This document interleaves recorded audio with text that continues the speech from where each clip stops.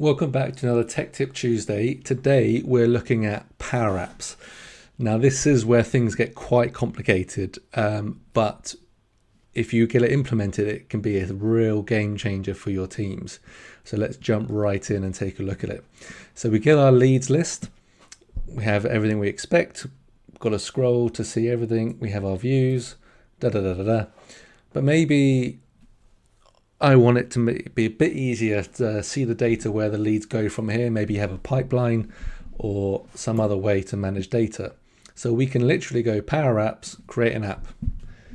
And then within a minute or so, we'll have an app that we could publish. And via the mobile PowerApps app on your iOS or Android devices, you can be adding to that list and editing data just that quickly. But as you see, it won't brand it for you. But if we test it, if I click Ask Jeeves, I can easily edit any of this information just with the pencil.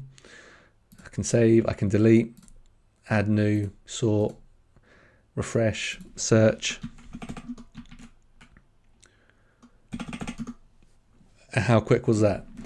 You can even see how it looks on different types of phones. If you were designing, if you knew your staff had a certain make of phone.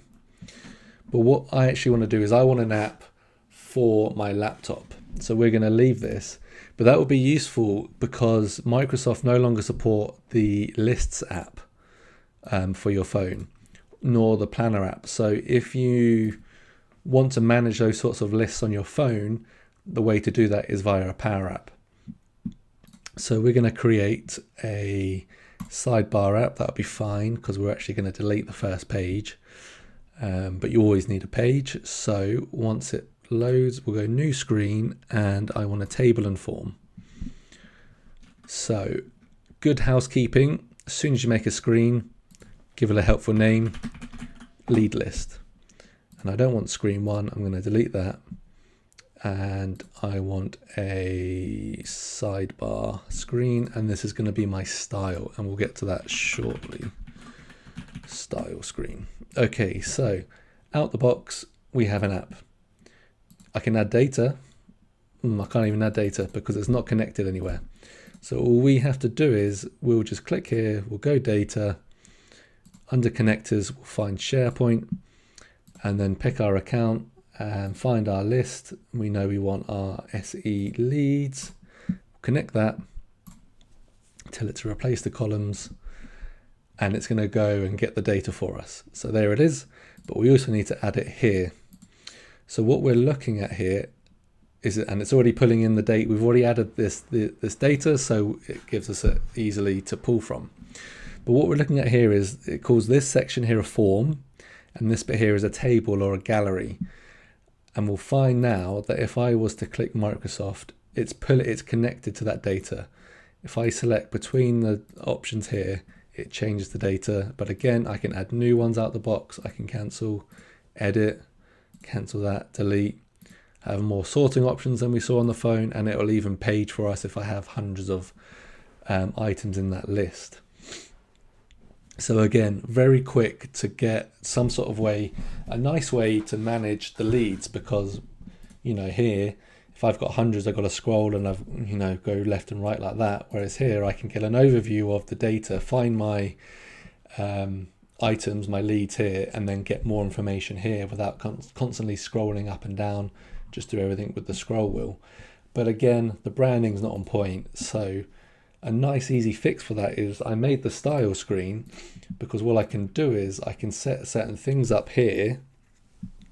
So if I want to change the background, I click on this container and it gives me every property about the container that I'm allowed to change, which you can see is quite a lot. Don't have time to go through them, but I want to change the background. So I pick fill, type in here, unfortunately, the American color, and I can go color.green and it will go green. And we see here, header container 3 is green. So every item within a Power App has a unique name, and you can reference all of them from any other app, any other screen within your app. So what I'm going to do is I'm going to take that name, go back to our lead list page, click here, get fill, and I can drop that dot fill. and then the background changes. So if I do that on every single one of my lists, I can come to my style screen, and maybe I'm not a fan of that green, or I want it to be a bit more on brand, I can go sea green. And then when I go back to lead list, it's automatically updated. It's a really nice, handy way to make bulk changes at once if you're pulling from one place. You don't need, if you've got an app of 10 pages and you've got the color kind of dotted around, if it all pulls from one place, then you just need to change it in one place, and it's a really quick way to rebrand if you ever need to do so. But anyway, so that's just how quick it can be to get an app in place. But maybe you'd want to add more. You can add a welcome screen in, and then it gives you these nice 6 squares where you can navigate to different places. So I can make it so for this image, if I on select, so when I click it, it navigates to lead list, and I'll assign it to this text as well. If I press play and I click on that picture, then I've got a nice link, easy link, nice welcome screen to come to my leads. And then like I say before, if you had other pages, then it will just take you there as well. But let's look at an app with a bit more going on, just to get an idea of just how far it can be taken, some of the logic. So if you're good with Excel and formulas, you'll probably find a lot of those skills are transferable to PowerApps, because it's kind of built around formulas to get some logic into the app itself. And if you know a little bit of code and what variables are, that's also very useful, because we can get a lot more functionality using these tools, these concepts within the app as well. So here I have Case Manager, and if I press play to test it, then I can go to active cases, and again it's just pulling a list, but it's changing various colors based on the data in it. So if I go from new to settled, click settle, okay, that's disappeared because this is only pulling anything that's not settled. So let's change this from waiting, all those colors don't match, waiting for court, to more work. Save that, then it goes yellow. That bit's broken because this is just a demo, but I've got a home button, so I can go home. I can then go and see all cases, all active cases. And again, we see a broken up container, so that will all change. It's all pulling from one list, and it changes as I pick between them. And then I can search Gates v Jobs, and it brings that up. Here it's pulling up the info of the account I'm logged in as, and then we can see settled cases. So I've just added one. Mercury v May is settled. So let's see some of the logic. All active cases, all cases.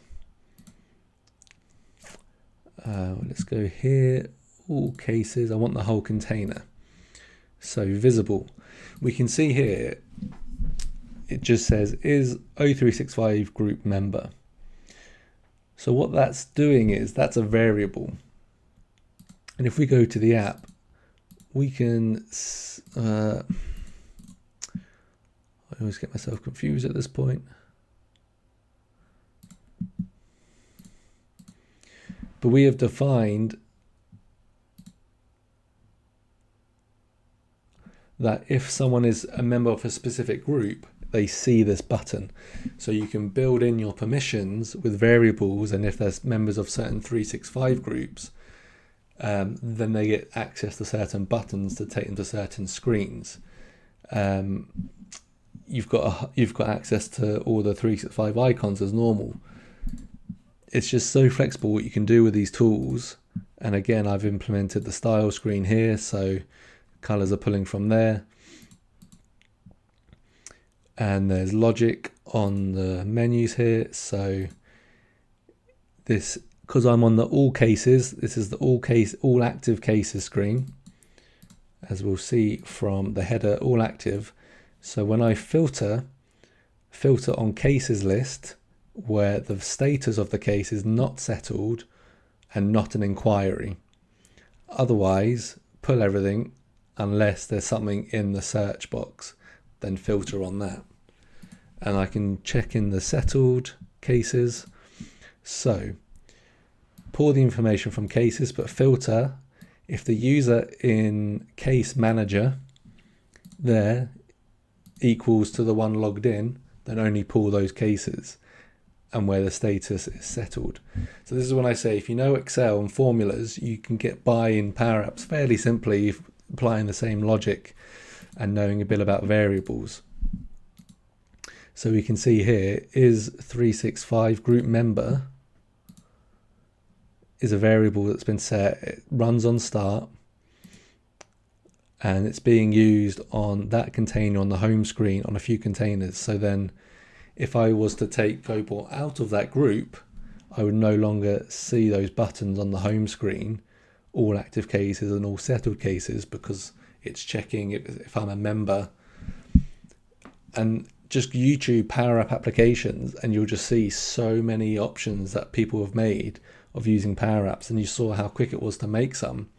But if you think Power Apps will be helpful for your organization, then get in touch. Go to greenwood-online.com, go to the contact page, fill in the form, just 7 questions just to help me get an idea of what you're looking for, and we can have a further discussion with how we can implement Power Apps.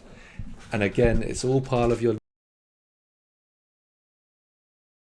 You can have cloud databases connected to it as well if you're using like Microsoft Fabric, but if you're just using lists, there's no additional monthly subscriptions. It all comes built in to your 365 licenses. So thank you for watching, and get in touch to help us make the most of your tech today. Thank you. Bye.